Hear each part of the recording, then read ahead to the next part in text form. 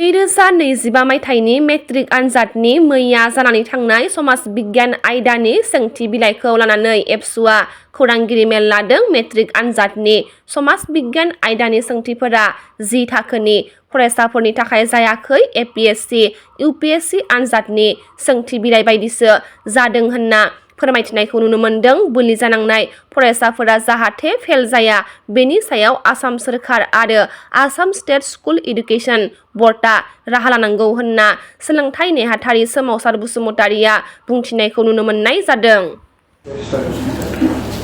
दिनै दुलाराय बर' फरायसा आफादनि गाहाय मावख' बड'फा हाउसआव मोनसे गोनांथार थांनाय जाबाय थानाय मेट्रिक आनजादखौ लानानै गोनांथार आयदानि सायाव जों दिनैनि बे खौरां मेलखौ जों लानाय जादों।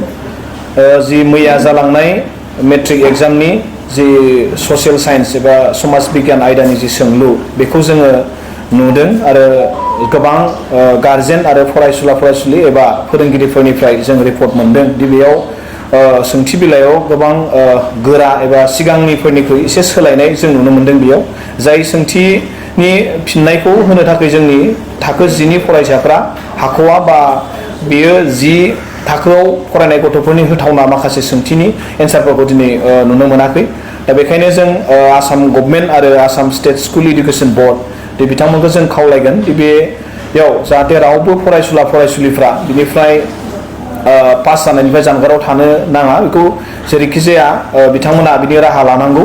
मानोना बियो बिथांमोननि जि कुइसन पेपार बेखौ जों नुदों बेयो 10 स्टेन्डार्डनि बियो जायाखै। बिथांमोना एपीएससी यूपीएससी आनजादनि बायदि बियो होदों। मानोना बे एपीएससी एग्जाम नङा, बे क्लास 10 नि मेट्रिक एग्जामसो। गुबुन बोसोरफोरावबो एमसीक्यू खौ बिथांमोना होबोदों आरो बेबायदिनो सिगांबो होदोंमोन। किन्तु देग्लाय नि एमसीक्यूफोरनि माखासे सोंथिफोरखौ नायोबा बियो गोबां क्रिटिकेल, गोबां माने बेले बेजे बेयाव खालामदों। गोबां फरायसाफ्रानो बे जेंनाजों मोगा मोगि जानानै जादों। आरोबाव जों सुलुंनिफ्राय जों मिथिना मोनदों, रिपर्ट मोनदों दि बेयाव माखासे माने आनजाद मिरुफोराव बिथांमोना गुबुन समफोराव 5 मिनिटनि सिगां बिथांमोना आनजादाव हाबनो होयोमोन। किन्तु मैयानि समाव बिथांमोना आधा घन्टानि सिगां 30 मिनिटनि सिगां बिथांमोना हाबनो होदों। दा बेयाव जों सन्देह जादों दि 30 मिनिटनि सिगां हाबनायनि सिङाव मा दङ। ना बिथांमोना सिगांनो बेबायदि खालामखानानै दिनै बिथांमोना बेबायदि खालामदों। दा बेखायनो जों खावलायदों दि सासे जोंनि फरायसाफ्रा बेबायदि खुनु पयदे जोंनि फरायसुला फरायसुलिफ्रा नाम्बार मोननायनिफ्राय जानगाराव थानो गोनां हयथ' जाया। दा बेखायनो जों खावलायगोन। आरो जाखिनि फरायसुला फरायसुलिफोरा दिनैफ्राय जों जि रिपर्ट मोनदों दि फैबाय थानाय समाव रिजाल्टआ बेसेबां मोजां जागोन जों बेखौ बारा आसा खालामाखै। दा बेखायनो जों माने खावलायदों दि माने फरायसाफ्रा गोबाङानो जोंनो खोन्थादों दि लिरनो हायाखै, एन्सारखौ बिथांमोना होनो हायाखै। दा बेखायनो जोङो माबायदि रिजाल्ट जागोन बेखौ जोङो एसे सन्देहजनक जादों।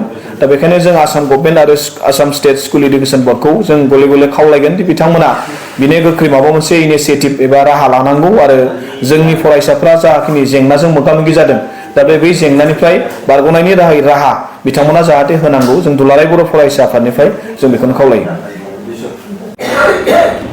नमस्कार, আজি আমি নিখিল বড়ো ছাত্ৰ কথা